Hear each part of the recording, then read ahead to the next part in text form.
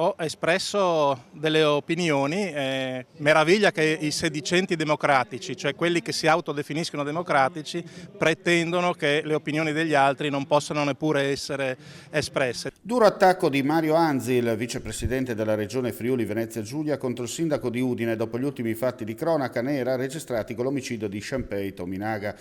L'esponente della giunta regionale a titolo personale si scaglia contro il primo cittadino del capoluogo friulano, puntando il dito anche verso quei sindaci rei di non conoscere nel dettaglio le regole in materia di pubblica sicurezza. Mi meraviglia moltissimo che ci siano alcuni sindaci che sono del tutto inconsapevoli delle competenze che hanno, dovrebbero darsi un'occhiata al testo unico degli enti locali e farsi dare magari una sinossi, un bignami, perché per essere istruiti su quali sono le competenze del sindaco. Fondamentali in tema di ordine pubblico e di sicurezza è il sindaco è ufficiale di governo, lo dice chiaramente e precisa i poteri, l'articolo 54 del testo unico degli enti locali. Sarebbe interessante se qualcuno lo leggesse. Anzil sottolinea che il suo intervento non è stato concordato con la coalizione di centrodestra, ma un suo pensiero da uomo libero verso quei cittadini che hanno espresso la loro fiducia nei suoi confronti nell'ultima tornata elettorale. Sono stato democraticamente eletto in Consiglio regionale lo scorso anno, direi anche con un certo qual consenso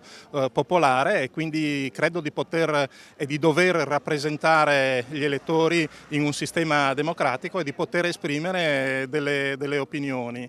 Accetto molto volentieri le critiche di chiunque abbia delle obiezioni circa il nostro operato e mi permetto ogni tanto di esprimere opinioni. Avere opinioni differenti è il sale della democrazia.